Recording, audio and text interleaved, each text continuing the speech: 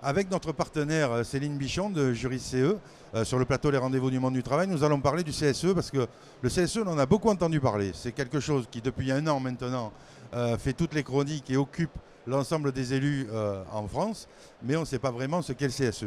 Céline, qu'est-ce qu'est le CSE ?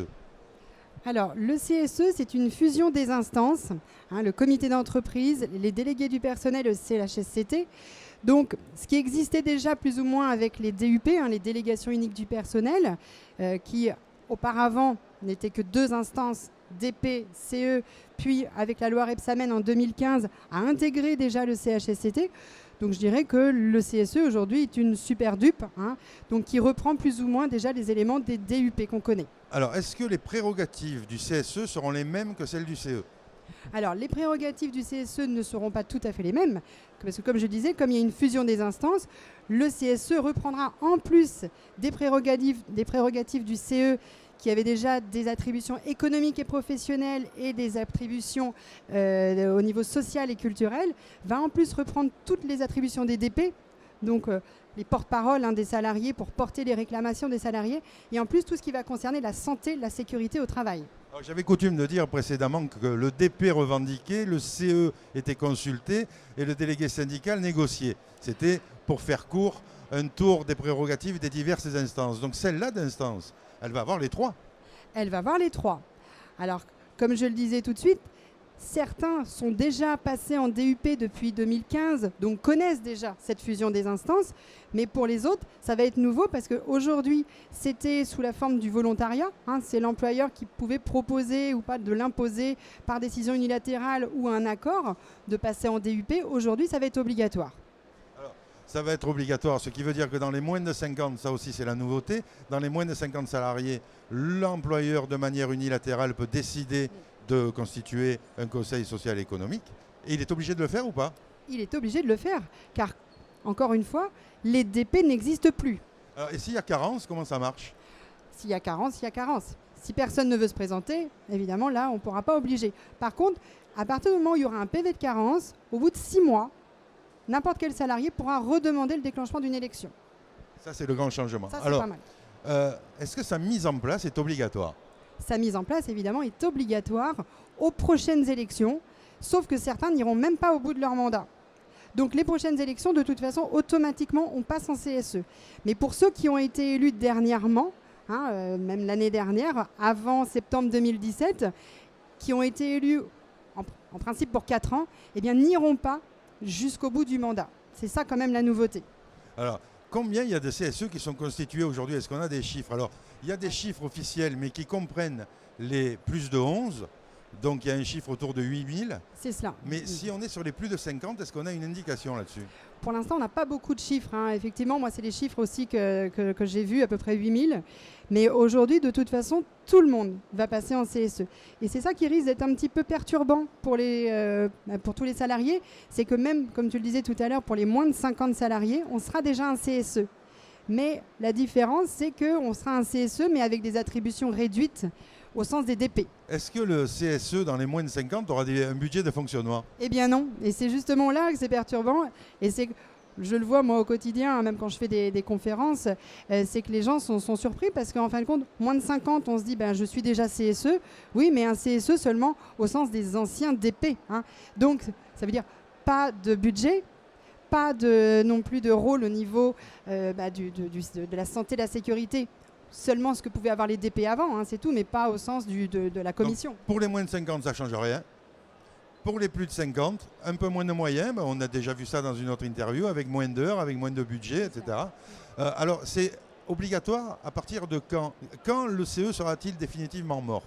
Le CE sera définitivement mort au 31 décembre 2019, à la fin de l'année prochaine. Donc au 1er janvier 2020, en principe, bien entendu, il y aura toujours des petites exceptions, le 1er janvier 2020, le CE est mort. Donc après, le temps que les élections se fassent partout. Ouais. Alors, vous disiez, ceux qui vont être élus à partir de maintenant seront des CSE. À partir de quand il faut initier la démarche pour le passage en CSE ? Est-ce qu'il faut attendre la convocation et le protocole préélectoral ? Alors, Évidemment, il y a toute une démarche qui se fait. Donc, les élections vont se préparer au moment de la préparation du protocole d'accord préélectoral. Mais j'invite quand même tous les élus d'aujourd'hui à bien se préparer, à se former aussi avant à ce passage CSE. Car la préparation et la négociation du protocole d'accord, ça ne s'improvise pas.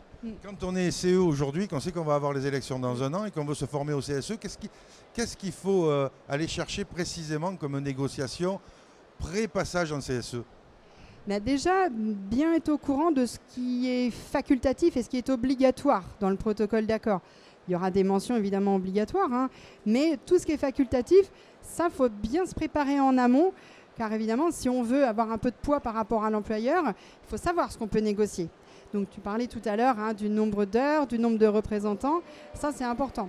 On en parlait lors d'une précédente interview, les représentants de proximité aussi, hein, donc ne pas les oublier. Et tout ça, si on ne connaît pas et si on n'est pas au fait de ce qui a changé, on ne pourra pas bien négocier ce protocole. Alors, est-ce qu'il faut négocier un accord CSE en plus du protocole d'accord préélectoral? Moi, j'invite quand même à le faire, car certaines négociations pourront se faire dans le protocole, mais pas tout. Il y a des thèmes qui se feront dans un autre accord. Donc, d'où l'importance de bien séparer les deux. Notamment pour les représentants de proximité. Alors, qui seront-ils? Alors, les représentants de proximité, c'est une nouvelle instance créée par les ordonnances. Alors, c'est une sorte de délégué du personnel, mais je n'aime pas employer ce terme parce qu'ils n'existeront plus. Donc, mais ça s'apparente un petit peu à ça. Donc, le législateur a voulu remettre un petit peu de proximité, justement, au niveau des établissements. Ça pourrait être intéressant pour des entreprises qui sont éclatées. C'est sûr que quand on n'a qu'un seul site, ça se justifie moins. Quand on a plusieurs sites et que les établissements distincts, justement, n'ont prévu qu'un seul établissement, justement, enfin que dans le protocole d'accord préélectoral, on n'a prévu qu'un seul établissement distinct, ça permettra de remettre quand même certaines personnes au niveau de l'établissement pour faire remonter des informations. Alors après, le souci, c'est que aucune attribution ne leur est donnée dans la loi. Donc tout est à négocier. Qu'est-ce qu'on va leur donner comme prérogative, justement? Ça pourrait être intéressant peut-être de leur redonner quelques attributions au niveau de la santé, de la sécurité des travailleurs. Important. Il faudra leur donner des heures. Il n'y a rien dans la loi. Combien d'heures on va leur donner? Leur donner aussi des moyens de fonctionner. Est-ce qu'ils auront accès au local du CSE? Est-ce qu'on va leur donner des moyens informatiques? Au moins un ordinateur, ça pourrait être intéressant. Un téléphone portable. Donc vous voyez, tout ça, c'est des choses à bien négocier en amont si on veut qu'ils aient un réel rôle. Alors, dernièrement, j'en voyais qui donnaient ce rôle à certains suppléants du CSE.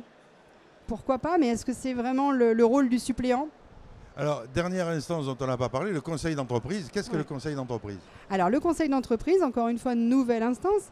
Je dirais, alors là, c'est un super CSE, car en plus des 3 attributions qu'on a vues tout à l'heure, donc CE, DP, CHSCT, on aura en plus ce rôle de négociation d'accord.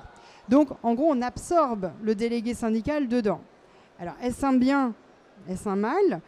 Là encore, c'est propre à chaque entreprise. Quand il n'y a qu'une seule organisation syndicale, pourquoi pas de redonner un peu de collégialité dans la négociation des accords. Ça permet peut-être aussi à chacun de s'impliquer un petit peu plus dans la négociation, mais ça enlève aussi le précaré des syndicats, quoi. Est-ce que le conseil d'entreprise est une instance différente du CSE ou est-ce que c'est une constitution d'une instance à la place du CSE? Alors, en gros, quand on n'élit pas un conseil d'entreprise, ça c'est important, on élit le CSE. C'est une fois que le CSE est constitué qu'on décidera ou pas, enfin, le délégué syndical, lors d'un accord, de devenir un conseil d'entreprise. Alors aujourd'hui, il y en a très très peu, il n'y en a que 2 qui ont été constitués. Donc on va bien. On peut imaginer que ce soit un moyen pour une organisation syndicale d'intégrer le CSE quand il n'a pas été élu. Pourquoi pas? Ah oui, de toute façon, voilà, après je vous dis, chacun y trouvera son compte ou pas. Ce qui est très important, on a fusionné CE, DP, CHSCT. Mais on n'a pas fusionné dedans, hors conseil d'entreprise, le délégué syndical. Non. Ce qui permet de continuer d'avoir cette instance qui est impartiale, puisque extérieure à l'entreprise, qui nomme ses propres représentants pour aller peser un peu. Mais c'est aussi un moyen, quand on est en conseil d'entreprise, d'intégrer les délégués syndicaux, de peser au sein de l'instance. Voilà. Donc c'est pour ça que, comme je le disais, tout dépend de la stratégie déjà de chacun, qu'est-ce qu'on veut lui donner ou pas. De l'employeur surtout, parce qu'il n'a peut-être pas envie de le faire. Exactement, parce que comme je dis, c'est un accord et beaucoup aussi d'employeurs ne veulent pas non Et plus. puis Hein. tout le monde sait que dans un accord avec l'entreprise, on n'est pas à égalité. C'est le patron qui fait ce qu'il veut. Voilà, après c'est une interprétation, Non, mais c'est effectivement. une interprétation. Non, Alors- en fait, je vous charrie un peu là-dessus, mais on n'a pas toujours du grain à moudre, quoi. Bien sûr. Et c'est pour ça, encore une fois, que j'insiste pour la formation et l'accompagnement des élus. Car, effectivement, un élu qui n'est pas accompagné, alors que ce soit par une organisation syndicale, des juristes, hein, ça c'est autre chose, ou des avocats, mais un élu qui est seul face à la direction, c'est un élu qui ne pèse pas beaucoup. Un élu qui n'est pas formé n'aura pas non plus d'arguments contre la direction. Donc j'insiste vraiment, si on veut remettre un petit peu d'égalité face à ce rapport, hein, il faut être bien armé. Et nous, on est vraiment là justement pour aider nos élus à rétablir ce rapport plus ou moins égalitaire. On a parlé plusieurs fois dans les interviews de l'importance de la formation. On peut souligner que la seule manière de se mettre à égalité avec l'employeur, c'est d'être formé. Parce que quand on est formé, on a des arguments. On a des Exactement. arguments qui valent autant que ceux de l'employeur. Parce que lui, il a ses experts, mais C'est le ça. CE aussi a les siens. Et oui, Et comme ça, on peut dialoguer réellement et on ça. a des arguments. c'est ça, c'est que le budget de fonctionnement du CE et du CSE aujourd'hui a bien été créé pour ça. Car au départ, hein, le budget était commun. Sauf que le législateur s'est aperçu à un moment donné que si on n'avait qu'un budget commun, on l'utilisait plutôt pour le social, ce qui est normal. Hein, mais la formation, l'accompagnement, les experts sont tout aussi importants justement pour rétablir ce rapport et donner de la force à nos élus. Et donc ce budget, il est très important, ce budget de fonctionnement, pour ça. Il ne reste plus qu'à vous jeter sur votre téléphone ou votre clavier pour contacter notre partenaire Jury CE pour préparer votre passage au CSE, parce que beaucoup ont prorogé leur mandat puisque c'était une possibilité Exactement. offerte par la loi. Et je pense qu'à partir du mois de mai, c'est là qu'on va avoir des élections, parce que mois de mai et juin sont propices aux élections, parce qu'au 31 décembre de l'année prochaine, 2019, vous devrez avoir cessé votre CE et être un nouveau CSE. Donc préparez-vous maintenant, contactez Céline qui vous conseillera sur les formations à avoir, la négociation du protocole. Ne négligez pas votre organisation syndicale non plus, parce que la multiplication des sources ne nuit pas. Abondance de biens ne nuit pas, mais il faut qu'elle soit complémentaire et les deux sont terriblement complémentaires. Merci Céline d'être venue nous voir.